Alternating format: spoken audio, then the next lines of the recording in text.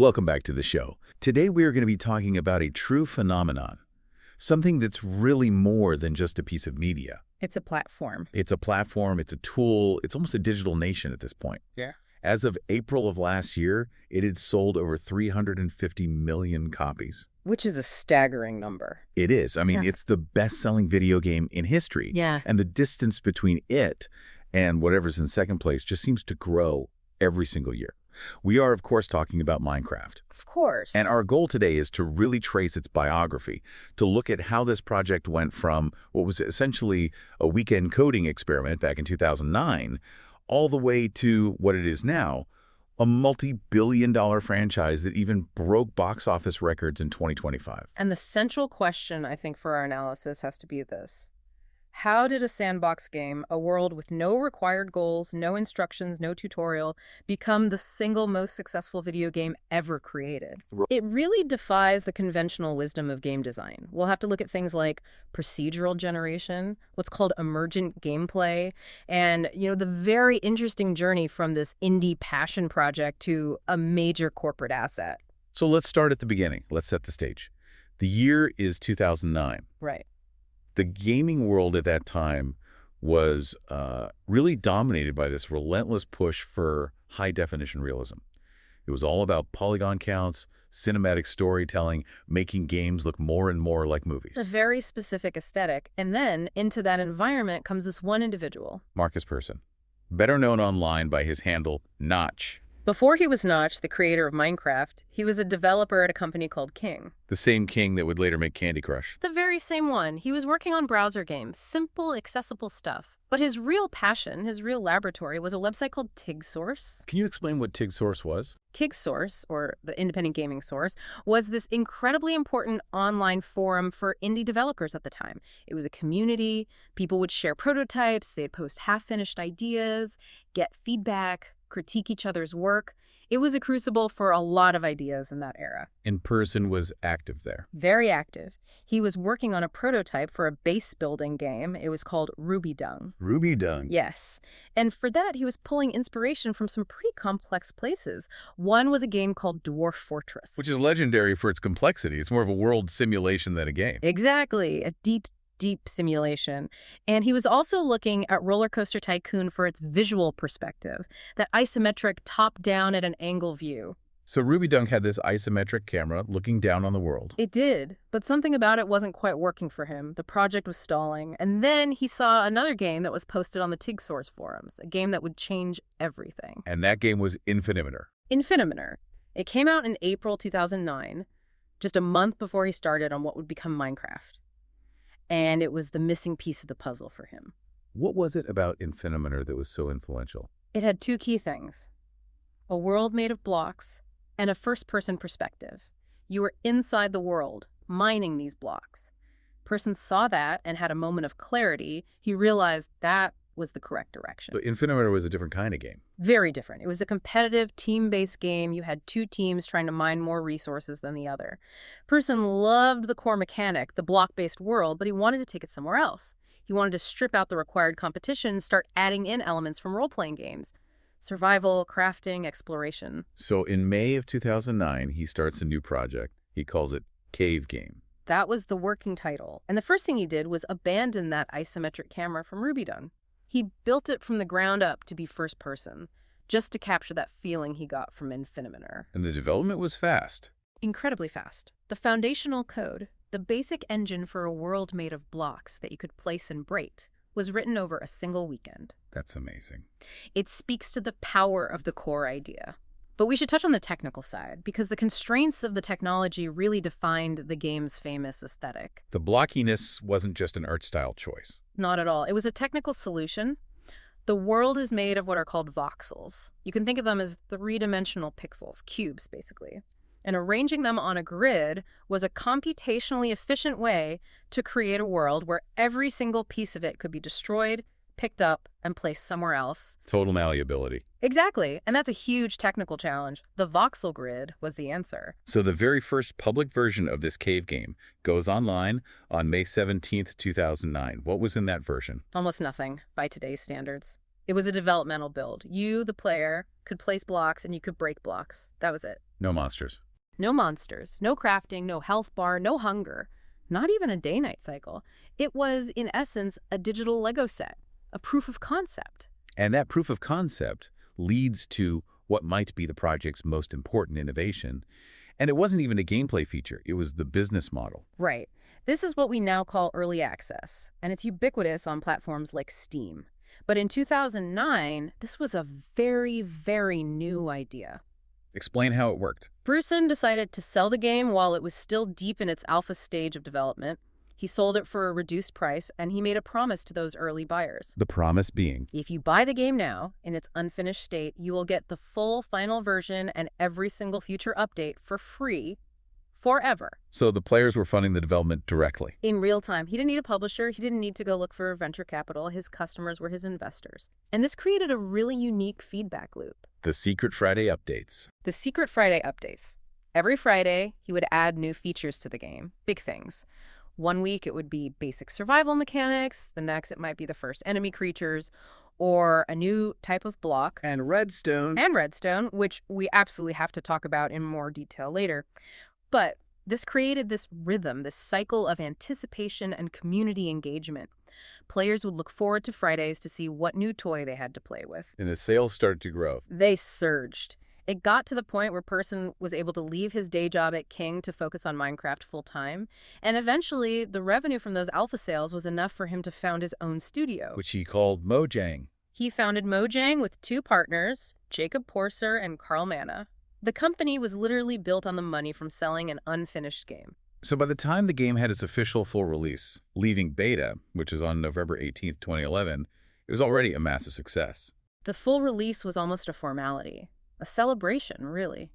The game had already sold millions of copies. The community had already been established for years. The phenomenon was already in full swing. Okay, so the game is out. It's a success. I want to go deeper on the mechanics themselves. What made the game so compelling? I think we have to start with procedural generation. Absolutely. This is the bedrock of the entire experience. When you start a new game of Minecraft, you aren't loading a pre-designed map that a level designer built by hand. Right, it's different every time. It's different every time because the game world is being generated on the fly by an algorithm. And that algorithm starts with one key piece of information that the player can provide. The seed. The seed. It's just a string of text, letters, or numbers that you can type in. That seed is the starting value for the world generation algorithm. The same seed will always produce the exact same world down to the last block. A different seed will produce a completely different one. And the scale of these worlds is, well, it's hard to comprehend. For all practical purposes, the world is infinite. It just keeps generating outwards as you explore. Now, there are technical limits, of course. The code has to break down eventually. And in the early versions of the game, this led to one of the most famous glitches in gaming history. You're talking about the Farlands. The Farlands. It was a real place, in a sense. If you were determined enough to travel for hundreds of hours in one direction, about 12.5 million blocks from the world's center. Which is an immense distance. An immense distance. The math that generated the terrain would start to break down. It was something called a floating point precision error. How does that work? Essentially, a computer can only store a number with a certain amount of precision. As your coordinates in the game world got bigger and bigger and bigger, the computer started running out of space to accurately store the exact position of the blocks. The numbers got fuzzy. The fuzziness in the numbers translated into the world's geometry. It did. The smooth, rolling hills and mountains of the normal world would collapse into this bizarre alien landscape. It was a wall of warped, nonsensical terrain. Huge, layered structures that look like a stack of digital noise. It was a bug. It was a bug, but the community treated it like a legendary pilgrimage. It was a destination, a mythical place at the edge of the world that you could actually reach if you were dedicated enough. It's since been fixed, right? Yes, the terrain generation code was improved. They eventually patched it out and replaced it with a hard, invisible barrier called the world border, which is now at 30 million blocks. But the Farlands remain this iconic symbol of the game's impossible scale. Okay, so that's the world itself. Let's talk about what players can do in it. And you mentioned it earlier, but we have to talk about Redstone. Redstone is, without a doubt, one of the most complex and important mechanics in the game. On the surface, it's simple. You mine this red ore underground, and you can lay it down as a dust that transmits a power signal. Like electrical wiring. Exactly. You can have power sources like a lever or a button, and you can have devices that react to power like a door or a piston. But its true depth comes from one simple component, the redstone torch.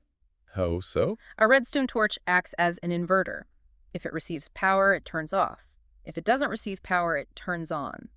This simple behavior allows you to create what are called logic gates. And logic gates are the foundation of computer science. The absolute foundation. An AND gate, an OR gate, a NOT gate. These are the building blocks of every processor and every computer, phone, and console on the planet. Because Redstone allows you to build these logic gates inside the game, the system is what's known as Turing complete. Which means? It means that, in theory, any computational problem that can be solved by a real-world computer can also be solved inside Minecraft using Redstone. And we've seen the results of that. Players have built things that are just mind-boggling. Mind-boggling is the right word. We've seen functional 8-bit computers built to scale inside the game. People have made graphing calculators that can solve complex equations. They've built word processors where you can type on a keyboard and see the letters appear on a massive screen made of blocks. I've even seen functioning hard drives that can store data. Yes, capable of storing kilobytes of information. It essentially turns Minecraft from a simple survival game into a fully fledged engineering platform. It's a programming language disguised as a game mechanic. It's incredible. Let's shift from the technical to the atmospheric. The sound of Minecraft is just as iconic as its look. It is, and that's largely thanks to one person, a German musician and sound designer named Daniel Rosenfeld. C418? C418. His approach to the sound design was very hands-on, very creative. He used a lot of what's called Foley work. Creating sounds from unconventional sources. Exactly. For example, the sound of the player walking on a grass block. That's not a recording of someone walking on grass. He made that sound by running his fingers over the magnetic tape of an old VHS cassette. That's fascinating. The crinkling of the tape sounds like footsteps. It does. Or the sound of the spiders in the game, that high-pitched screech. Yes. That's a recording of a fire hose, a sample he had, that he pitched way, way down until it sounded like some kind of monstrous creature. But the most famous story has to be about the creeper. It has to be. The creeper, for anyone who doesn't know, is this green, silent monster that sneaks up on you and explodes. It's the game's mascot, in a way. And it was a mistake. A complete accident. Persson was trying to model a pig, but when he was typing in the dimensions into the code, he accidentally swapped the values for length and height. So instead of a long, short animal. He got a tall, skinny creature with 4 stubby legs. It was a bug. He was going to delete it, but he thought it looked strange and interesting. He kept it.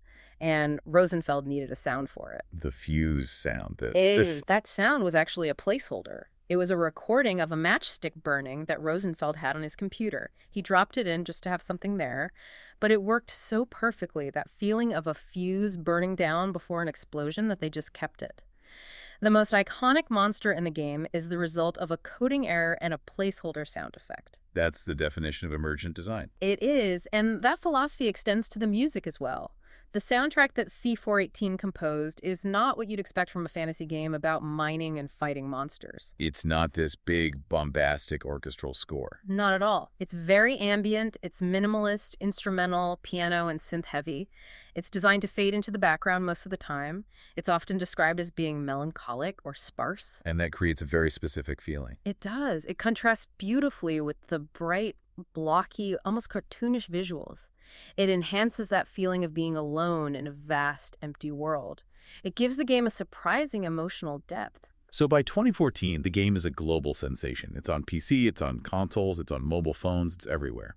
But for Markus Persson, the creator, the pressure was starting to build. He was the public face of this massive entity, and he was, by his own admission, not comfortable with that level of fame and scrutiny. He was an introvert, a programmer, not a celebrity CEO. And there was a specific incident in June of 2014 that seems to have been a tipping point. Yes.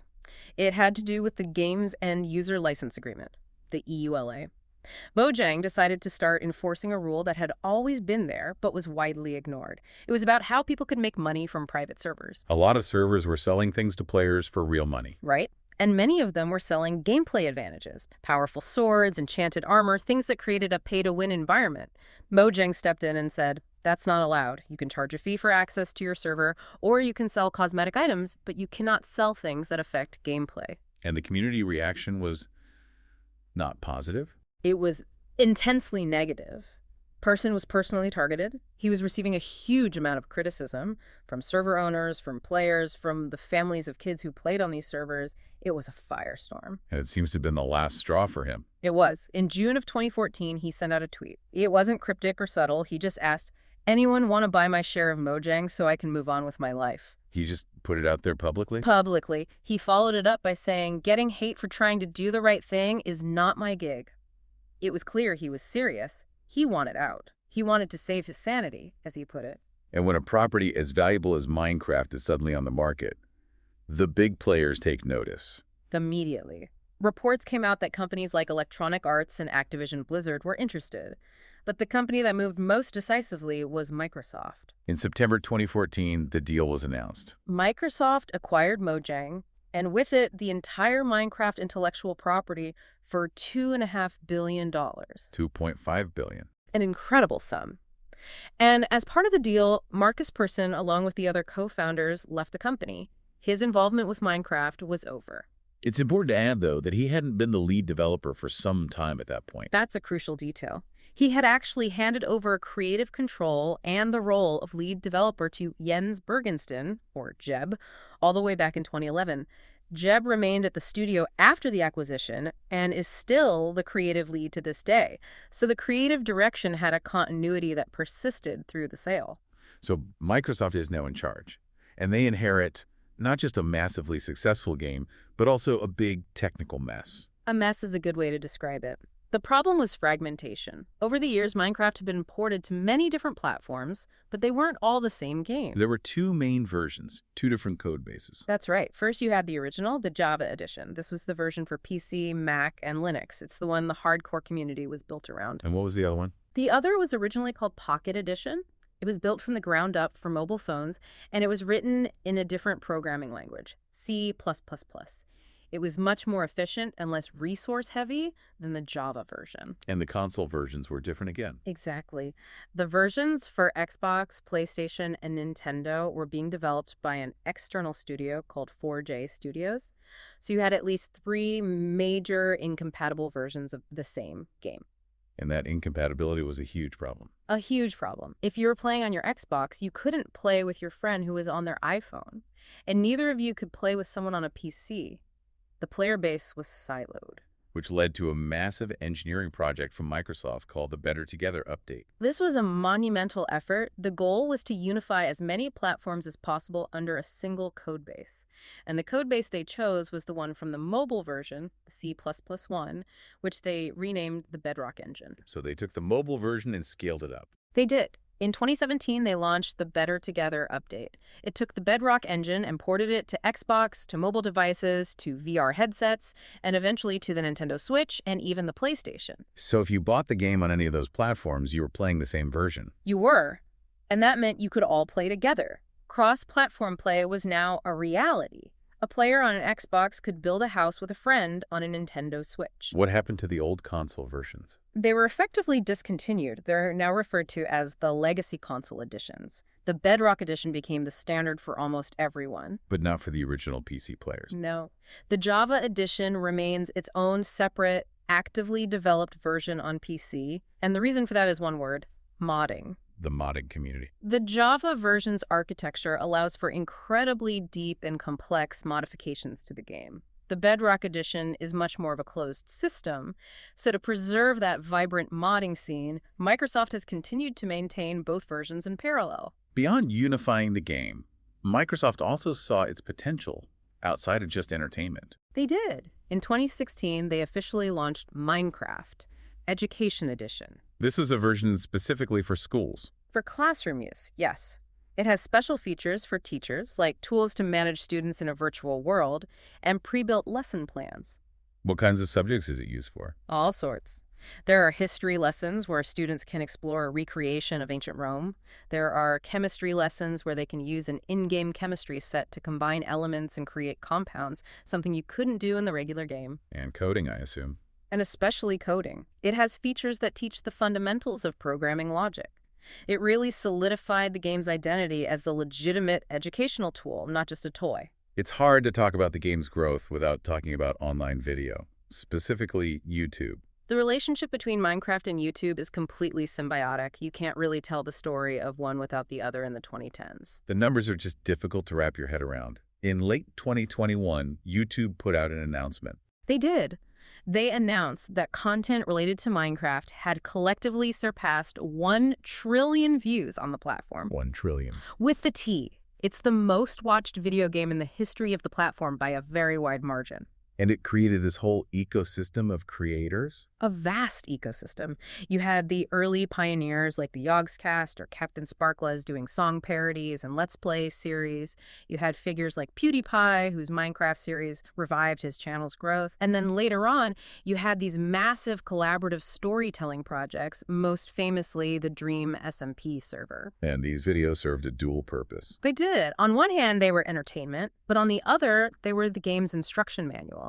They were free marketing. People learned how to play the game. They got inspired with ideas for what to build by watching other people play on YouTube.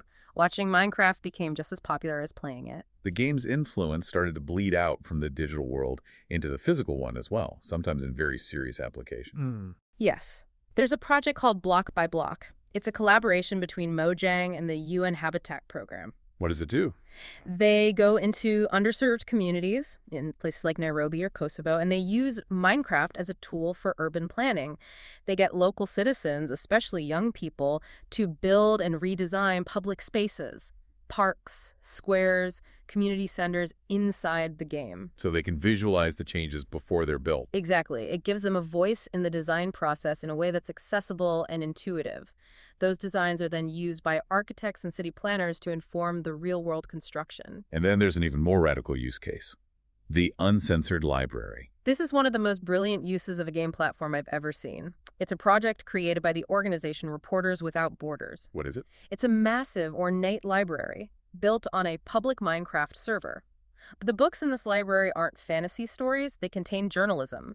Specifically, articles and reports that have been censored by authoritarian governments in countries like Russia, Egypt, Saudi Arabia, and others. So it's a loophole for press freedom. It's a Trojan horse. The game itself, Minecraft, is usually not banned in these countries. It's seen as a harmless game for children. But the specific news websites where these articles were published are blocked. So citizens in those countries can log into this public Minecraft server, walk into the virtual library, and read the journalism their government doesn't want them to see. That's incredible, using a game to circumvent state censorship. A truly powerful application of the platform. And eventually, like all major cultural properties, Minecraft made its way to Hollywood. It did. The Minecraft movie finally came out in 2025 after a very, very long time in development. And it was a huge success. A massive financial success. It had a record-breaking opening week, bringing in $313 million. It went on to become the second highest-grossing film based on a video game of all time. Which really speaks to the breadth of the audience. It does. It showed that the game's appeal is truly multi-generational. The kids who grew up playing the alpha version in 2010 were now adults, taking their own kids to see the movie. But the journey hasn't always been smooth. The relationship between the developers and the massive community has had some serious points of friction. Definitely. A major one for years was the annual mob vote. Can you explain what that was? Every year during their big online convention, Mojang would present 3 concepts for a new creature, a new mob, to be added to the game. Players would then vote for their favorite. And the winner gets added to the game. Right.